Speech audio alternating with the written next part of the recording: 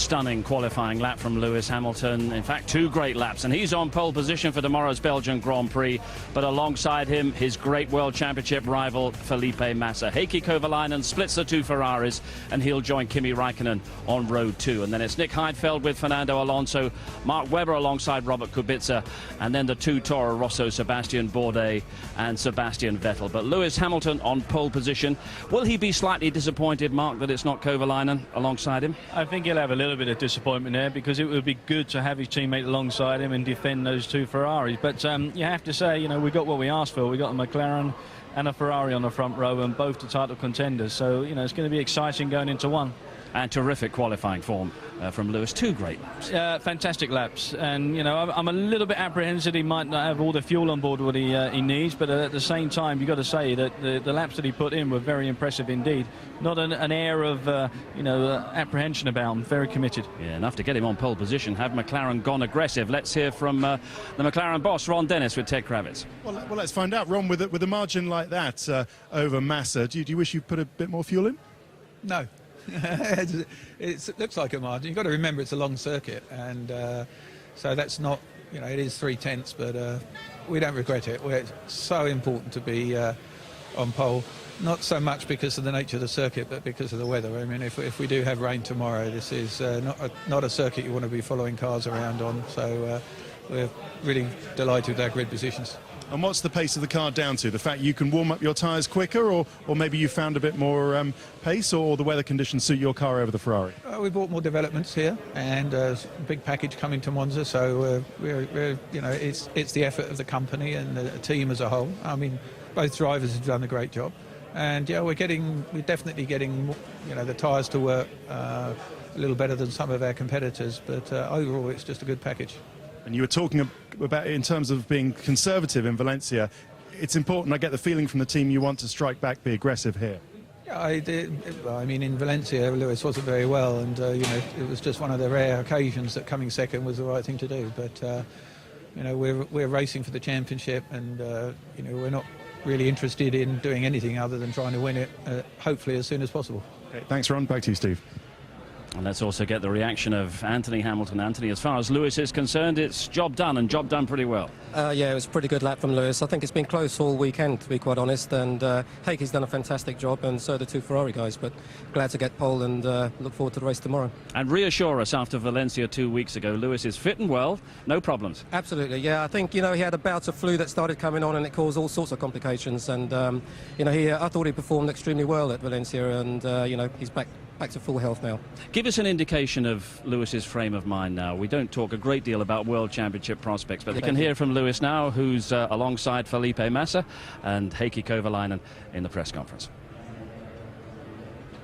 First, I guess the smile on Lewis Hamilton's face, he's looking good and sounding very confident. I think he's very happy, because he knows that doing a great lap round here is very rewarding to a driver. Because it's so long, you can make mistakes very easily, and when you pretty much pinpoint every single corner over the distance of some 7 kilometres, yeah, you're very happy. He set the standard very early on in Q3, but all credit to Felipe Massa. He showed all his new strength of character in the way he responded, and for a few seconds he was on pole. Yeah, definitely, because he was and I think it's going to be a great race tomorrow. And really, we had no right to expect Heikki Kovalainen to make it an all-McLaren front row. He did his job splitting the Ferraris. Yeah, he's done the job, and I think it would be a little bit better for Hamilton if he was on that front row, just to make a bit more of an all-McLaren lockout. But, you know, Heikki's coming on a couple laps more fuel than Lewis Hamilton, then we're in for something special. But also we're going to see that Ferrari trying to slipstream that McLaren very quickly in the first early laps. Yes, but with Massa ahead of Raikkonen, are we starting to see the end of Raikkonen's World Championship season? Well, I think Raikkonen's going to be pushing as hard as he can tomorrow to try and make something around here, because at least you've got that possibility to overtake people. But if it doesn't happen tomorrow, he has to play the supporting role for Massa. OK, more reaction, more opinion, more thoughts about race prospects. Everyone here at Spa reflecting on a brilliant qualifying performance from Lewis Hamilton that's put him on pole position for tomorrow's Belgian Grand Prix. The drivers now are starting to formulate their race plans for tomorrow. The cars which will head the grid tomorrow, they're in Parc Fermé behind us. Mark, exactly what happens to the cars in the half hour or so after qualifying? Basically, they just get checked over by the FIA. You can see there's a laptop sitting on top of that Ferrari now, and the FIA guy going across to it. He'll be downloading all the data, making sure that it sits within all the parameters that are allowed. Nothing can go wrong at this stage, can it? It shouldn't do. But, you know, it's just a precautionary check, and just to make sure that everything everything is as it should be, but every single car will go through that. Well, the pit lane is getting busy once again because they're getting ready for the GP2 race, which we'll have live on ITV4 very shortly. But let's turn our thoughts more towards tomorrow's Belgian Grand Prix. We were talking before the break about the Raikkonen-Massa battle that will decide so much during the course of the race tomorrow in terms of the championship and Kimi Raikkonen's defence of his World Championship title. Let's hear from Kimi's race engineer, Chris Dyer. Well, Chris, Kimi fourth. How would you describe your session? How did it go? Look, it all went pretty much to plan up until the final run in Q3. A little bit of a problem in the middle sector and cost us What happened? places. I don't know, I need to talk to him, but we lost a bit of time there. We were good in the first and the last sectors, but just didn't quite nail the middle one. Was that the old tyre heat-up problem again? Did that rear its head again? No, I mean, by the time you get to the second sector, the tyres are working pretty good. So if you had any problems with tyre warm-up, you see it in the first sector. So what have Kimi's problems been this weekend? We're so used to seeing him being quicker than Felipe around here. Look, we struggled a little bit with the conditions yesterday, but we were pretty comfortable this morning, pretty happy with the car through Q1, Q2, but just didn't get it quite right in Q3. And how is he looking for the race? A lot of people are saying this is kind of his last chance saloon for Kimi. Well, it's it's a long race and it's going to be difficult conditions here tomorrow. We'll see what happens with the weather, but no, we'll be there at the end. But they're in a good position. You're confident or not so? Look, you're never confident. There's a lot of things that can go wrong, but we've got a pretty good car. We're pretty happy with the car in qualifying, and I'm sure the car's going to be really fast in the race. So we'll see. Thanks, Chris.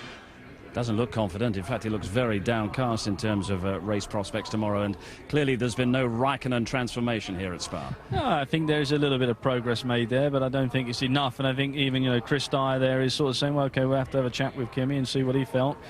Middle sector of the circuit, a lot of commitment needed, and maybe just made a couple of small errors and costly to him on the overall lap. But as Chris Dyer said, tomorrow in the race, I think Ferrari will be strong because I think they've just got a little bit of an advantage in straight line speed. And if you latch on the back of a McLaren and get a little bit of slipstream, you could see one of the red cars floating by the silver cars very easily. And what we have seen in recent weeks is Kimi getting stronger in the second half of a race. Yeah, which is very difficult to work out, Steve. It really is. I mean, you're in a Grand Prix distance. Normally, you should be 100% lap in, lap out. And Kimi just seems to be taking, at least half the distance to get on top of things. And that might count for tomorrow, but what it's been doing is actually putting him way behind and several seconds behind, making an impact come the end of the race. Previous world champion Fernando Alonso, he's qualified the Renault on row 3 and is talking with Louise. Fernando, you've got to be quite pleased with that one, I would have thought. Yeah, I'm happy because we know that the first 4 positions are already set for Ferrari and McLaren, so we fight for 5th and 6th, and today we get one of those positions, so the job is done, and tomorrow we need to try to keep this position until the checker flag. Crucial to be up there with the guys who you're battling against for 4th in the championship as well. Yeah, very important, especially with Toyota, that they are out of Q3 today, so maybe tomorrow we have a small chance to reduce that gap and be close to them. First 4 on the grid last year ended up as the first 4 in the race. Is anyone going to surprise us from midfield tomorrow? I don't think so. I really don't. I don't think Fernando Alonso will be able to do anything. I don't think the BMWs will be. I think it's going to be a real 4-way fight in many ways to see who can get to the front. But, McLaren, Ferrari, very evenly matched. Hamilton's on great form. Raikkonen needs to do something. Massa's got all the pressure to make it count as well. And Kovalainen, in many ways, just wants to go and get another win. And, if he can do something, I think it will be great for the championship overall. But the rain might intervene, that pace car might intervene, and certainly that's what Nick Heidfeld is hoping for. I'm sure he's qualified pretty well in the BMW. In fact, his best of the season. Let's hear from him. Nick, that was a good afternoon for you. Yeah, quite happy actually after the problem side, especially in Valencia. Already looked good yesterday on Friday. Today qualifying for once went without any problems and pretty satisfied with 5th position. Last lap was not perfect, but I couldn't have caught Kimi. He was just too far. So do you think you're going to be able to mix it with the Ferraris and McLarens in race conditions, or is that going to be a bit too much of an ask?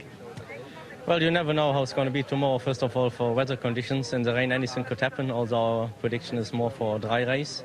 They should be quite a bit quicker than us, but if you have a good start, you never know.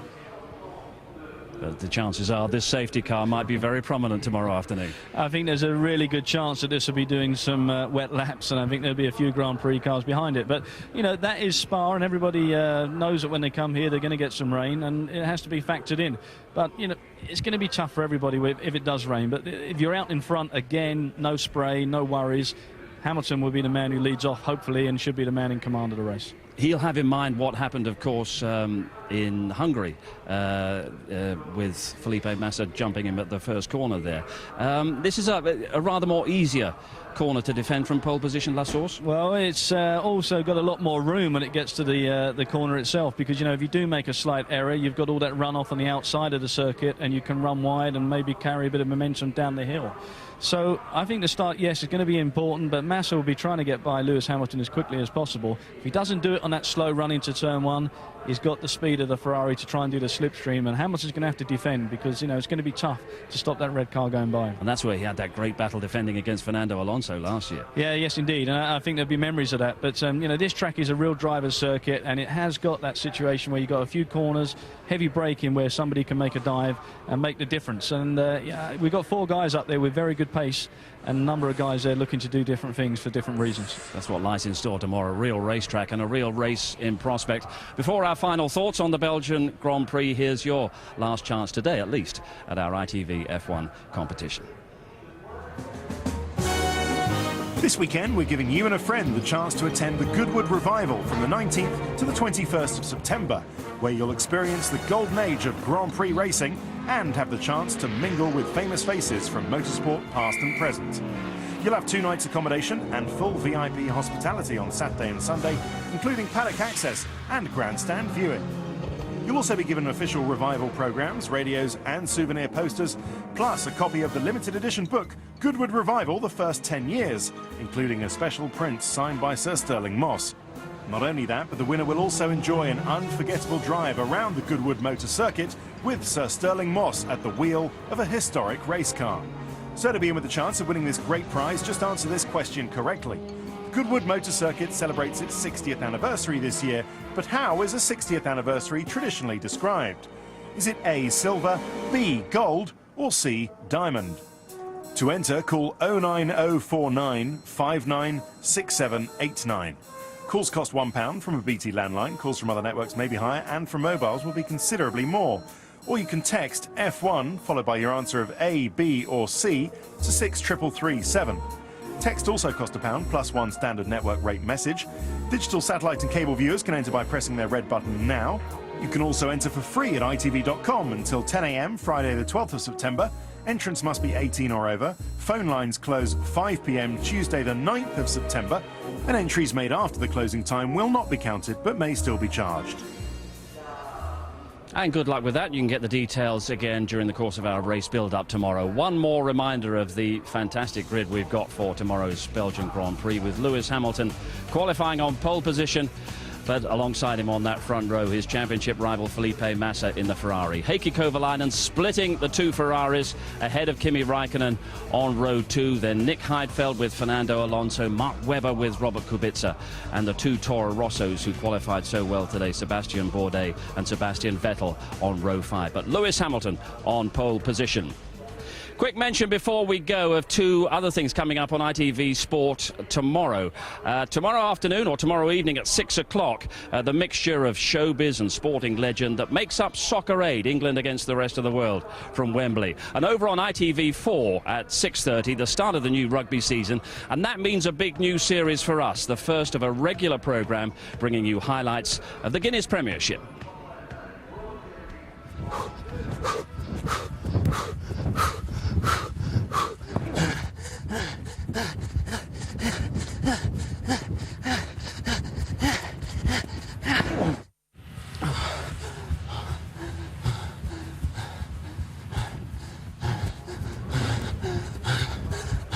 And those rugby highlights will be followed on ITV4 by coverage of the cycling, the Tour of Britain. But there's also much to bring you from here at Spa. Live coverage of the GP2 race will be next on ITV4 with the other GP2 race. That's live tomorrow morning at 9:25.